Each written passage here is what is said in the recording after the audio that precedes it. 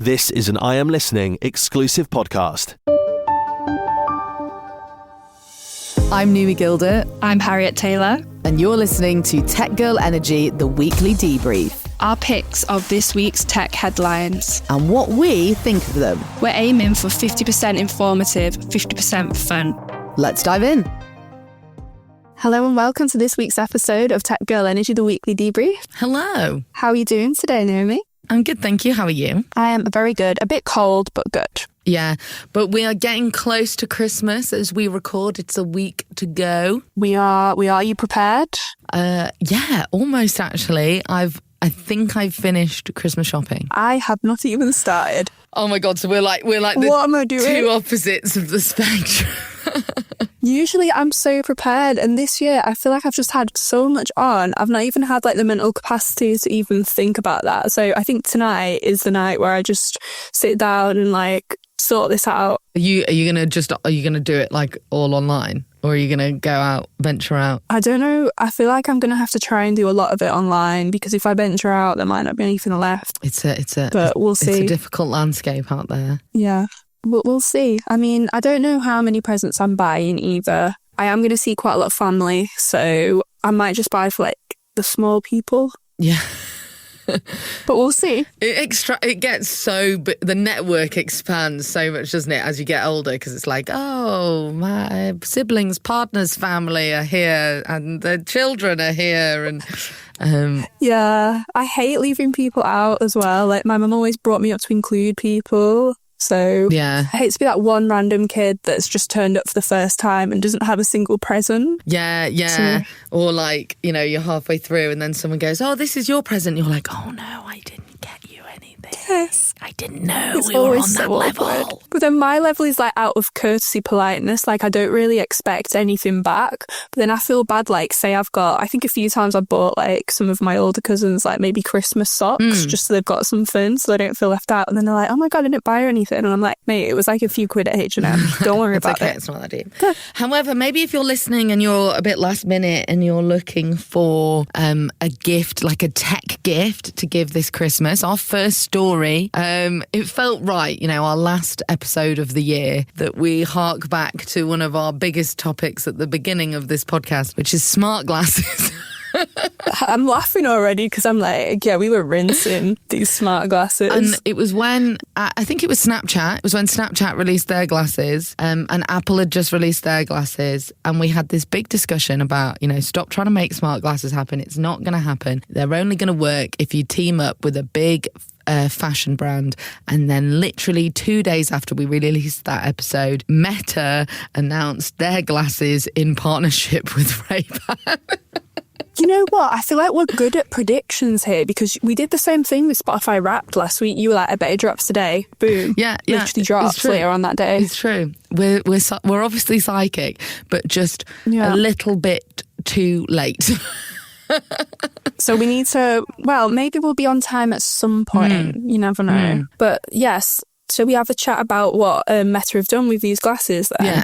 So apparently the Meta glasses are going to introduce Shazam and live translation. Now they've announced these new features and they're going to be rolling them out to the glasses that are out in production, the Ray-Ban ones. And they've also got live AI as well, but the live AI and live translation, they're limited to members of Meta's early access program, so it sounds like it's not fully ready for release, while the Shazam support is available for all users in the US and Canada. Now, these were teased at the Meta Connect in 2024 earlier this year, the live AI and the live translation, and what this does, it allows you to converse with Meta AI's assistant while it continuously views your surroundings. So like say you're just having a look through the produce section at a grocery store looking for some food, you'll theoretically be able to ask Meta's AI to suggest some recipes based on the ingredients you're looking at. Wow. And yeah, crazy. Meta's been saying users will be able to use the live AI feature for about 30 minutes at a time on full charge. Now that's where it goes a bit downhill for me. You have to be very efficient with your shopping. Yeah. And then if your glasses die, like run out of charge, you're not going to really be able to charge them on the go. So how realistic is it actually having these glasses if you can't really do much? Yeah. But I feel like this ties into lots of what we've been talking about, right? Like the energy usage behind AI and how powerful even just like small things or what might seem like small searches to us actually are, and how much energy they use. Yeah, it kind of captures it in quite an easy way to understand and visualize it. I do think that's such a cool use case that I hadn't thought of as well. And then obviously the impact of a live translation would be really cool as well. If you're in like a foreign grocery store, if you're abroad and you're like, maybe you've got an allergy. I've got a peanut allergy. So traveling for me is always, I have to, one of the first things I have to do, it's like, right, what's thank you, what's hello, what's please, and what's peanut in this language. But with Meta glasses, I could just, scan the ingredients and find out. I think it's really, I'm trying not to say the word interesting. I think it's good, but something that I have done in the past, I've used my phone and like Google Lens and stuff for this type of thing. So it makes me wonder, like I'm a glasses wearer when I'm not wearing my contact lenses. I have to wear them every day, and I really dislike wearing glasses because I feel like they're just clunky and they get in the way. Maybe they'll release a contact lens version one day. But if these glasses are only going to last 30 minutes, for example, as they're saying right now, why would you not just use Google Lens on your phone and just get it out and hold it up? And like it's saying you need to download the languages onto your glasses and specify certain things, which sounds like that might be a bit hard to do. So I'm still wondering, like, is it going to be better to just use a camera lens and quicker and easier for the user than to have glasses on their face? Yeah. Because again, it's going to disrupt your line of vision to provide information to you. So like, are we going to look... I was about to say, we're going to look a bit weird, just sort of staring off into produce, like trying to work out what's in front of us. Because we're trying to read these. Yeah, I think it's a really good point. And I think I guess it's that thing that comes up with any kind of integration of new technology. Like, for a while when internet access wasn't as strong on smartphones, you would have been like, well, I'm not going to use my phone for that. I'm going to do it on the laptop. Whereas now there are people that literally anything that they need to do on the internet, they will do on their phone. So, maybe we'll get to that point where the battery life is better, that you won't, lean on using your phone. You will just use the glasses. And I guess it's just that kind of progression and advancement of removing the need. Because, what happens if your hands are full of the produce that you're buying at the grocery store and you can't get your phone out of your pocket, but you can say, very true. Meta, please look at this tomato. What can I do with it? But then... Would you say it out loud? Yeah, well, this is it. Is grocery shopping going to become really weird because you're just walking down the aisle of Sainsbury's and you're just hearing everyone go, what can I do with beetroot? Tell me what to use this parsnip for. And then, yeah. Are you talking to me? There's going to be noise as well. Yeah, like from other people. If everyone's asking for different like types of fruit. No, I don't want a blueberry recipe. That's the person stood next to me. Yeah, it'd be interesting. Imagine if they could use, I think we were talking about last week, that carbon 14 diamond battery. Like if some sort of like battery that's, I don't know, big enough, large enough to run the glasses. I'm guessing the battery won't be too wild, right? Because it's still got to fit on a nice pair of glasses. Yeah. Maybe something like that. Maybe, could or power maybe it longer. You have like a very tiny cable that goes into a little power pack in your pocket. Wireless charging as well, I guess. Maybe that'll be a thing. Yeah. But yeah, I think, you know what? I'm going to stop being a hater for smart glasses because clearly they're becoming useful and they're starting to look more cute, which is the only thing I was asking for. Wow, look at us. So much growth. I'm not taking my words back though. I stand on them. I would like to try them. What? I would like to try before I buy.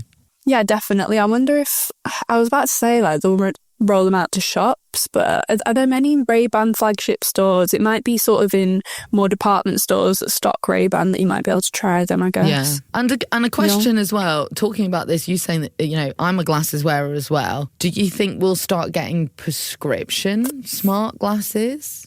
I think probably, yeah, that might be where it's heading, but I'd love to see smart contact lenses. I don't know how they're going to do that though. Like, I don't know if I'd buy smart glasses like with prescription in, Because if your prescription changes, I guess you just have to change the lens, right? But I guess I don't know how it actually works. Like, we have to have specific lenses made by Google for these glasses to work. Yeah, because it's also like, are the lenses themselves screens, or is something is there like a little almost projector at the side that's like putting it on the glass? Yeah. Someone listening right now works in smart glasses, and they're going to be like, these two people have no idea how this works. But to be fair, like, it's valid. How is that information getting relayed across the screen? You know what? I'm going to have a look into it. Maybe after Christmas I'll know. We can do like a little TED talk on smart glasses.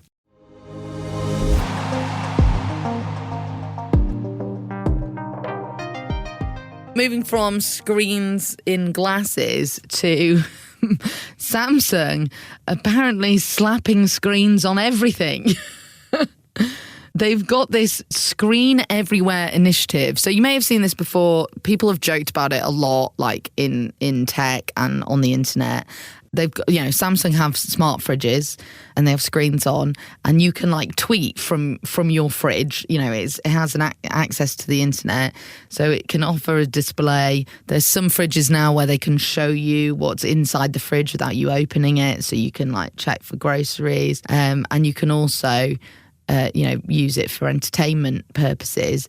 So already available on the fridges, but they're now offering a 9-inch option, and they're putting 7-inch displays on their washers, dryers and wall ovens. And they're also potentially going to make even smaller 4.3-inch displays available. So you can control the appliances and like connect them together, but you can also still use them for entertainment. So basically, you could theoretically watch Netflix on your washing machine. Part of me's torn here about this, because part of me's like, you know what, this will probably make them way easier to use. It'll be like a nicer human computer interface, you'll be able to go on there, click a few buttons and sort it out. But then part of me's also like, why do we need screens everywhere? Well, aren't people saying that it's like bad for your health to be like chronically online and always like, looking at blue screens and stuff?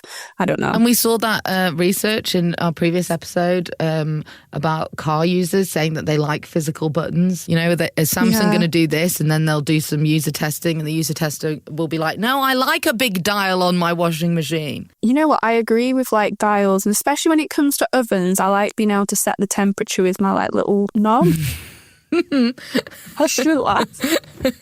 But I feel like there's lots of potential for mass error when you sort of get rid of that and make everything touchscreen, because as soon as that touchscreen goes, you have to replace the whole thing. You can't just, change one of like the little buttons or switches, which is easy to do when it's not a touchscreen. But then at the same time, I'm sure they won't just break because they're Samsung, and Samsung are amazing at designing and producing products. So yeah, but it's also just like, I just don't know why you need that extra thing. Like, surely you could have like a chip in the machine and Bluetooth, and then interface it with an app on a phone. Like, if the whole idea is that you want to have multiple devices connected for like a smart home purpose, then I would just do that. I'd rather have it like that. Yeah. So that you could control it with your phone rather than through a separate screen. Yeah, my washing machine's like that. I forgot the brand of it, but it is like there is an app for it, and you can just like do stuff on the app. I am a person that does forget quite a lot, so I always use the timer on the oven, but I have forgotten in the past and gone down to burnt food. So like a little app, turning your oven on and off. Yeah. Great.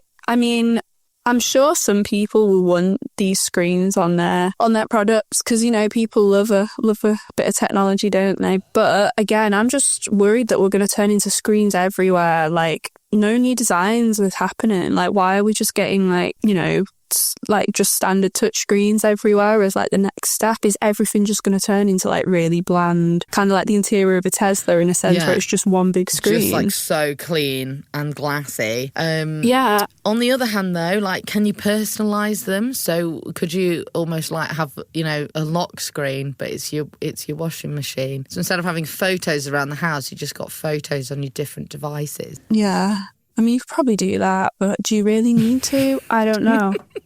And also, I've just read a little bit more at the bottom, and undoubtedly there'll be a great place to display ads. Obviously, there was going to be something like that. See, I have read stuff. Again, I don't know how true it is, but it does sound like it's feasible that smart devices, Internet of Things devices, and I'm assuming screens like this can be really susceptible to, like, you know, security breaches. Yes. And people have turned them into like bots for DDoS attacks and stuff. There was a news story, or a couple of news stories about, is your air fryer spying on you? Right. So, yeah, this is a good question of, like, you know, what if we are making these changes, do we also need to consider the security risks of them? Because they're obviously not as smart as like a phone or a laptop. They're a limited system because of space and functionality, you know, which then makes them more susceptible. Right. And then if you think as well what we were talking about last week, I think it was, when we were talking about the new supercomputers with, like, I can't remember how many, like, extra sort of units of, like, power and how quick it's going to take them to solve things. If we're worried about, you know, the cryptography and security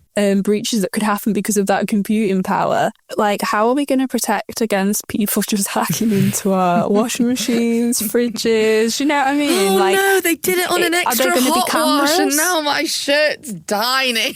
No, but, like, say, for example, the screen comes with, like, a little camera in it or whatever, like, as many screens these days do. Could people spy through them? Like, I don't know. I'm just thinking of random nefarious people. Could there be, like, sound as well? Like, maybe if it's voice activated, like, I don't know. Harriet, you're giving all the hackers ideas. I'm just trying to protect us all. I'm here to serve and protect.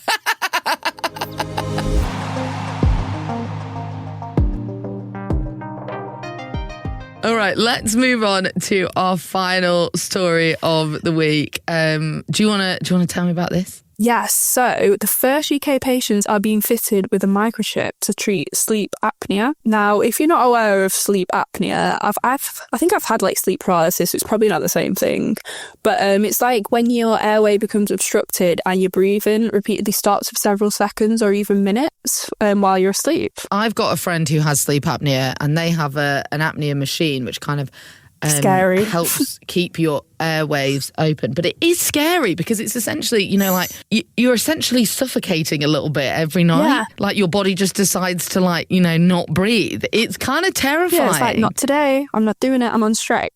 But yeah, so basically this new treatment, a surgeon will implant a chip on a critical nerve, and it could provide relief for about 8 million people in the UK with this condition, and it's linked to hypertension, strokes, heart attacks, diabetes, and, you know, even death. And surgeons have started implanting these chips on that nerve, and it's been helping people to breathe.